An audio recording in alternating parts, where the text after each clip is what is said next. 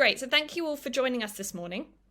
We're really pleased to be able to share this annual review. This has been, as many of you know, a couple months in the making. We wanted to make sure that we got all the correct data that you wanted to see, and we wanted to make sure it's really informative and provided useful actions that everyone could take. So that's why it's taken slightly longer, but we're really pleased with what we've managed to pull together. So we hope it is useful for you as well.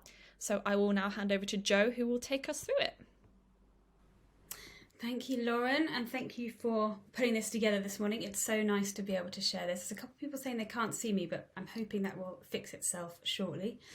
So, as Lauren said, this has been a while in the making. I think we first had a conversation about kind of making sure we got ahead of things last August. And of course, it always comes down to the wire. So just a massive, massive thanks to Lauren for making sure this happened and getting it out this morning and popping it up online ready for later. So it will be online at 10 a.m. immediately after this, and we'll post a link in the chat at the end. But before I get started, I just want to say a massive thanks to Hex, who did the design, and we're still tweaking a couple of things this morning, which I'm sure is normal for documents like this. But also to my team, who've been amazing and just contributed so much towards this project. This really has been a team effort. Lauren's done an amazing job in putting everything together. And I also just wanted to thank everyone who's contributed an op-ed, a case study, a quote, and everyone who's pointed out a typo along the way or done any proofreading. So a massive thank you to everyone who's been a part of this. I'd also just like to thank Get Set Hire and Traveller, who are our industry partners and help us to put on events like this. It's really brilliant to have their support. They've been with us for a couple of years now, so it's been brilliant to have them really since we kind of got going properly as part of the Ad Association. We're really excited to be launching this. This is, as I said, a long time in the making, but it kind of goes back further than that, and this is a really amazing kind of opportunity for us to share what we've been working on, as well as the data from the tool. So during this fairly short session, I'm going to give you an overview of the contents of the review. Then I'm going to go through the data section in a little bit more detail, give you the top 10 highlights. If you have any questions, feel free to pop them in the chat. Sophie and Kat are there to answer them as we go through, and Toby will be posting links as well.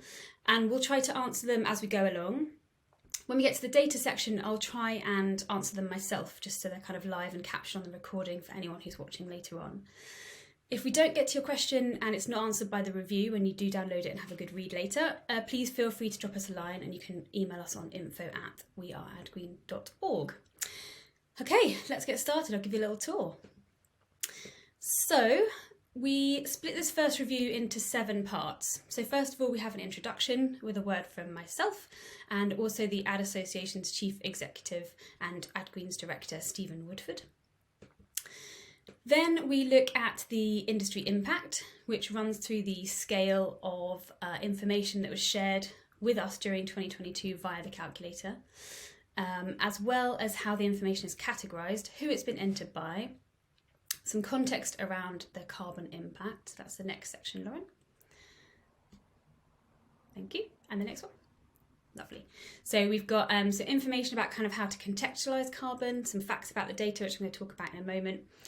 A look at kind of how the information is spread across the different activity areas that you can look at in the tool, and also the different user types that are involved, so the companies that have really contributed to this data for this first year. Next up, we've got the insights section, where the learning from that data, those top 10 facts, is broken down in quite a bit more detail. So if you're a data nerd, which we've all become over the last few months, then you can really drill down into a bit more of the detail. And we've really presented as much as we can at this point. We're hoping to do more next year, but this is our kind of starting point. Again, I'll go through that in a moment. Next up is our key achievements section. So it's a chance to kind of really blow our own trumpet for just a couple of minutes about the things we've achieved in 2022 across the different work streams that we have. So the training, the carbon calculator, and across our comms and events as well. So loads of lovely stats and amazing quotes from some really lovely people who've contributed to the review, as I said. Following that, we have the across the industry section, which breaks down engagement and super users so far, case studies, actions which can be taken by company type, so production service companies, creative agencies, brands and production consultancies, and freelancers and suppliers. And this also includes a case study from one of the industry partners I mentioned before, Get Set Hire, which you can see there on the screen. And then finally, we have the what next section, which gives readers 5 key ways to engage with us and get started on their journey to production with a reduced environmental impact. And we will recap these again before the end of today's session. And finally, you can also finish off with a little bit about us as well at the end. So now that we've got your appetite and hopefully inspired you to download the full copy at 10 a.m, we're going to go into the industry impact in a little bit more detail.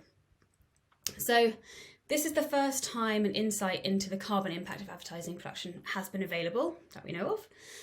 During 2022, the advertising production community completed 515 motion and or stills projects, so ones with a motion or stills output, and 17 audio projects. I'm glad I'm now on screen. It was worth putting my makeup on. The insights included in the report exclude the audio projects and have been analysed to explore the impact that budget, production scale and location had on the impacts made by those advertising production activities. And we really hope that this snapshot of 2022's completed projects will give organisations a sense of the current industry baseline. And of course, this is just the first year of data.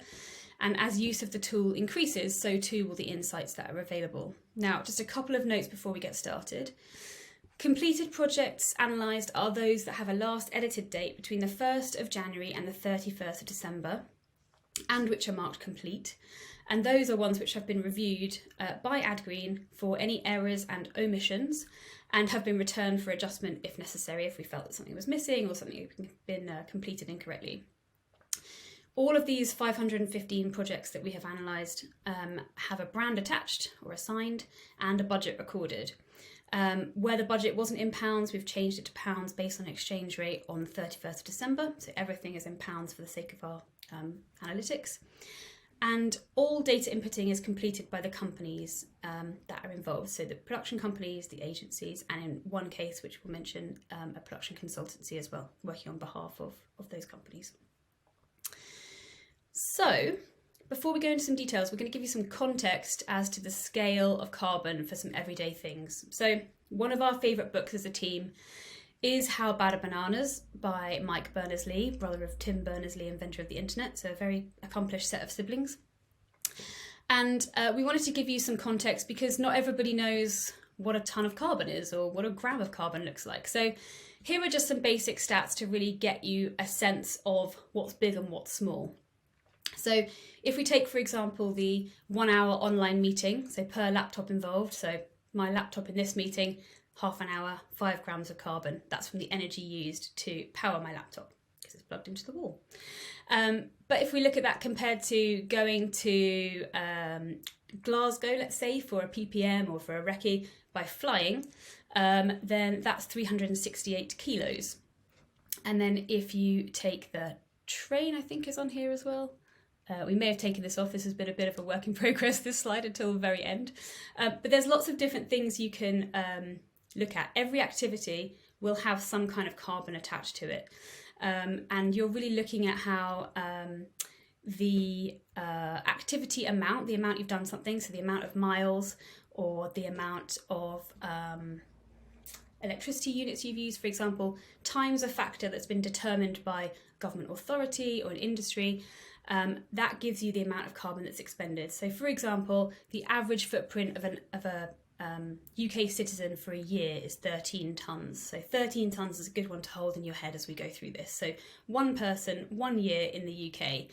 And that will vary country to country based on the sort of consumption of electricity, the consumption of things. But that's a good one to hold in your head. So 13 tonnes as we move through. So, the top 10 facts about 2022's data. As I mentioned, there were 515 projects that we have analysed. As a result of those 515 projects happening, being recorded, 2,446 tonnes of carbon were emitted as a result. So compared to 13 tonnes for one person for a year, this was 2,446 tonnes for all of those projects combined, those 515. 56% of those projects were under a tonne. The combined impact of these was 83 tonnes. So I'm going to say only 83 tonnes, but only because that's a large amount of projects. And of that 2,446 tonnes, only 83 tonnes of it was attributed to those 56% of projects that were under a tonne. Compare that to the 4 projects that were over 100 tonnes, which totals 459 tonnes in total. So you've got, that's my dog outside, you've got 56% of projects under a tonne, contributing 83 tonnes total, and just four that were over 100 tonnes, which contributed 459. So this is illustrated in the report with some representative graphics, so it's really easy to see that kind of stark contrast. So I really would advise you having a look at the big report when it is available at 10 to really see these kind of in action. 34% of projects were between 1 and 10 tonnes, which means that in total 90% of every project all the projects that we had were under 10 tonnes in total. So you can see that the majority of our data set is sort of skewed downwards. There's only a few things that are at that 100 tonne and plus mark. Now we know from sort of anecdotal work in the production industry that those 4 projects that were over 100 tonnes, the activities that were into those, which we can see, because we can look at every project and what they are made up of, we know that those are very similar to a lot of projects we've worked on. Those are projects that have, a fairly large amount of flying. They have a fairly big scale crew, but those are things that happen a lot for hero projects, for TV ads, all around the world. So we know there's many more than 4 of them, for example. So we next looked at the mean average size of a completed project. So a lot of people want to know what's average, what's normal, what's good, what's bad. What we can tell you is the mean average size of a completed project from 2022 was 4.7 tonnes, but they ranged massively from 1.5 kilos, right at the bottom end, to 129.6 tonnes at the very top. So 4.7 was our average project. Now that doesn't mean to say that everything below that is good and everything above that is bad. It's just a reference point for now. And as I said, if we do get more projects into the tool, then we will probably see that rise as we get more of those larger scale hero projects into the tool and completed.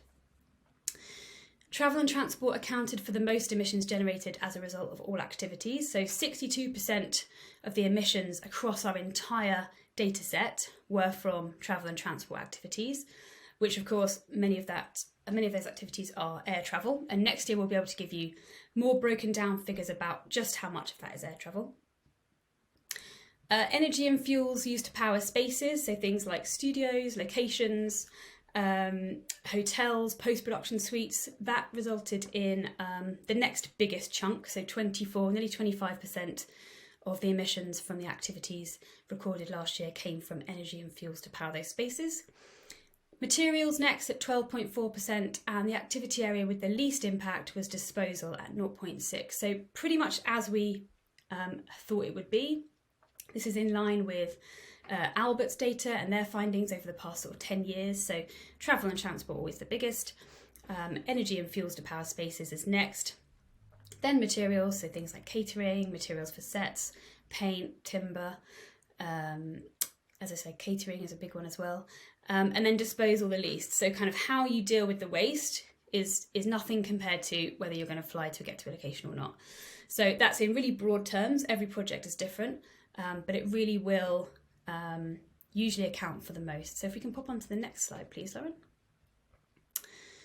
So we then went on to look at projects with shoot days recorded. So out of those 515 total projects, 448 of them had shoot days recorded, which we can assume the others that didn't were things like adaptations, they were things using archive footage, or they were post-production only jobs, animation, that sort of thing. So for the 448 projects with shoot days recorded, the mean impact per shoot day was 2.2 tonnes.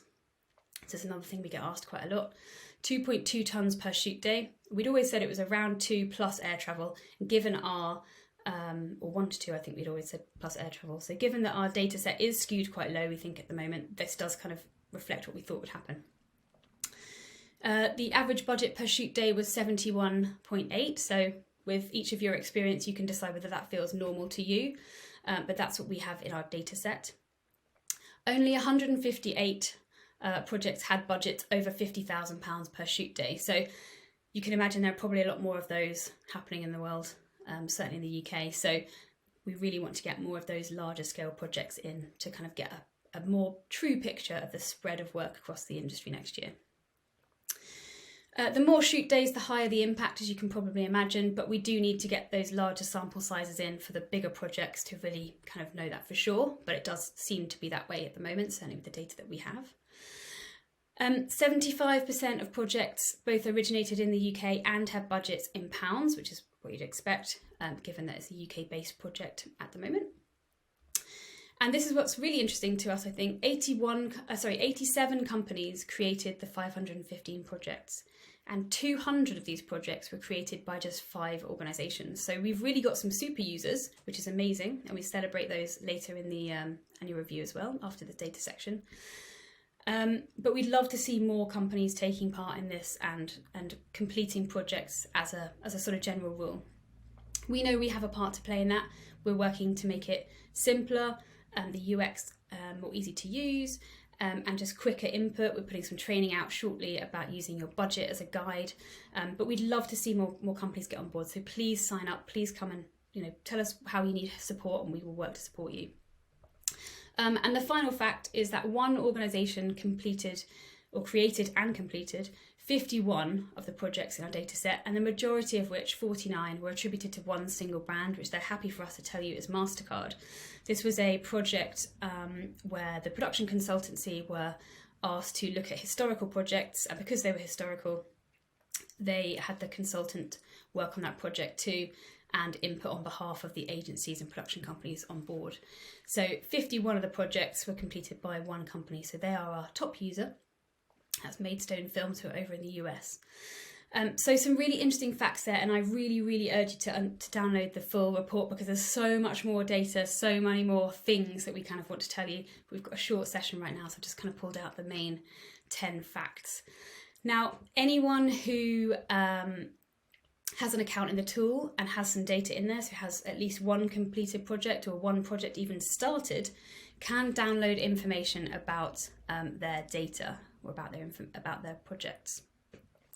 So there's a 1-minute video on how to do that coming up in the chat now from Toby, who actually created that video.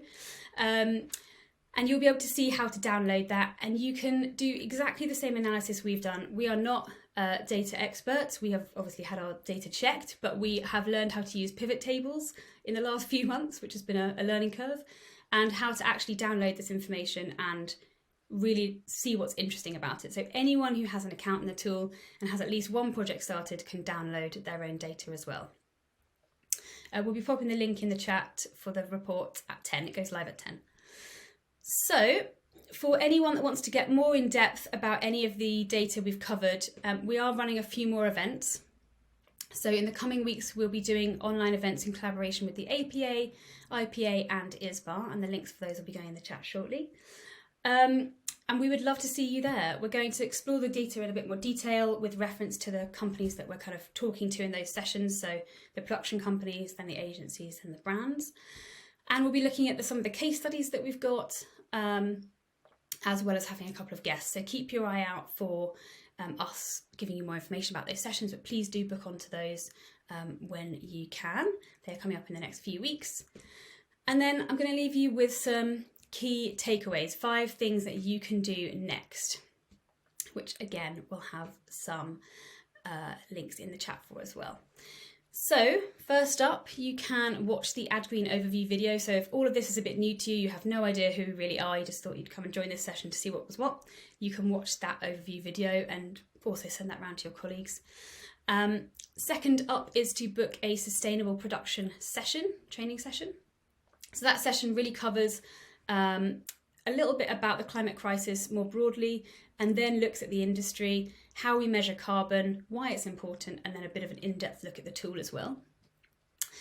Thirdly, you can register for an account in the carbon calculator.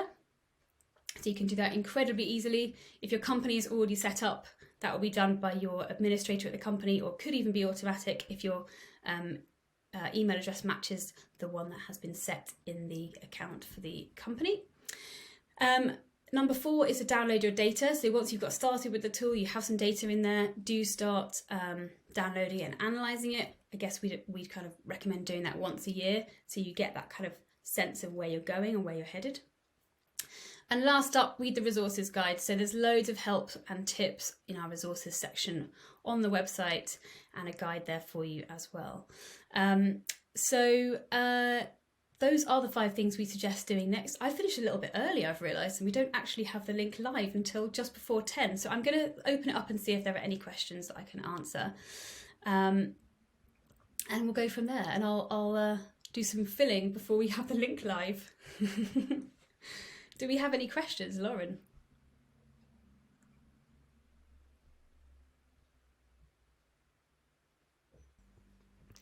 I don't think we do at the moment. Let me just have a quick I think we've check. been answering as we've gone along. Yes, the events we're running with the APA, the IPA and ISBA, they are not specific for those members. Anyone can join those. Those will be open, and we should have some other guests as well joining on those ones.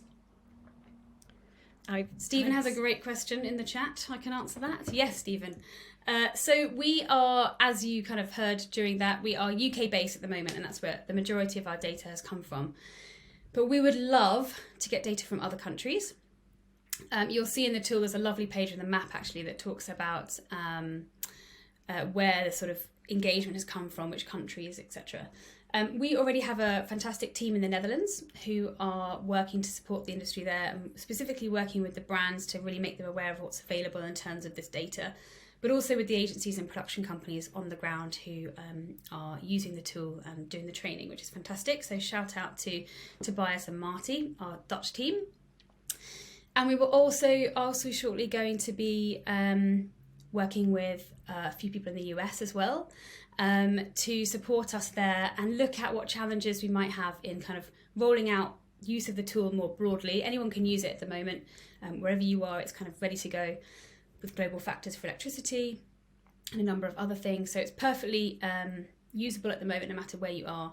But we'd love to support the markets in a little bit more, with a little bit more in the US, for example, and also France. We're looking at other markets too. So we're working on what our sort of international plans look like, and we'll be very excited to kind of update you again in probably a couple of months' time with some news about the US and how we're going to approach that quite massive market. But yes, right now you can use the tool anywhere, and it is, as I said, ready to do so. So get those projects in. Darren, how can we help drive adoption? Well, we would love everyone to start using this. We know this is an extra kind of process in production, and being an ex-production manager myself, I know what production can be like. It is fast-paced, it is challenging. But really, the more data we have, the more we can tell you. So the more projects we can get into the tool, the better. As you'll see in the review, we've got, I think, over 500 brands that have been created so that projects can be attributed to them, but don't necessarily have any users yet. So this is an amazing opportunity for brands to really get into this information because it's already there waiting for them. I think we have one brand which has around about 37 projects in the tool sat there waiting for them to see. So I think there are some really massive opportunities for the brands to kind of really engage with this. And of course, on the flip side, we have some brands that already are, who are really working to bring their agencies and production companies that they work with up to speed on kind of what they would like to see in terms of the projects they'd like to be measured. So really, we want to support everyone who has either been asked to do that or wants to do that. I think, Matt, just to kind of touch on your question there, I think there is such a massive scale of work being done, especially now that there's kind of the sort of always on content, there's so much more work being made, that there is a real opportunity to kind of have a massive breadth of work in the tool. And currently, as I said, we've got a lot of projects that are under a ton, which might look great or might appear fantastic, but we know that those aren't the sort of hero jobs that are on TV. We know that there are bigger ones out there. So we kind of want to get those in so we can get a better picture. It might appear worse to start with, and that's exactly what Albert found. Their sort of averages went up before they came down, and really that was because of engagement improving. So we expect to see the same sort of thing, but we'd love to get that more true picture so that we can start to actually really help people understand what to do with their data, how to use it, and what to do in the future. Yes, I would definitely recommend inviting the brand clients to the annual review for brands section, and I would definitely also invite them to any projects that you're working on. So if you have projects in the tool where you've attached a brand but there aren't any people attached to that from a brand side, we've got very short how-to videos on how to attach somebody from the brand to let them know that that data is there and to kind of engage them in the conversation. Are you planning to provide any labels for the best practices? I'm not sure what you mean by labels, but if you drop us a line, we will come back to you on that one. There's also been a question about future training modules and when we might be releasing. Yes, so we have a new training module in the works at a very late stage at the moment, so it should be out, we're hoping, in a few weeks, and what that module will do is give you some insight into how to use your budget to input data into the tool. So I think there's a feeling that this information that needs to go into the tool can be very difficult to find, but actually so much of it is in your budget. It's really just about how many of something, how far, how many meals you're catering for in your budget, how many people you might be sending to a certain location by a certain mode of transport, and you will know these things up front because they will be in your budget and you'll have kind of, obviously got the money signed off to pay for them. So we're going to put out a video showing you exactly how to do that using a kind of template budget to really help demystify that process.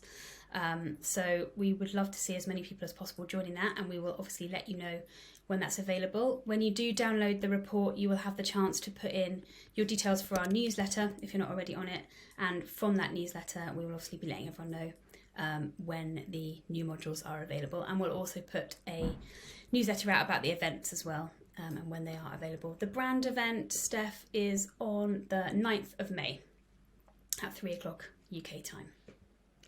Great. I think as we've got 1 minute left, we'll probably leave it there. If you have any other questions, just email them over to us. We're happy to answer.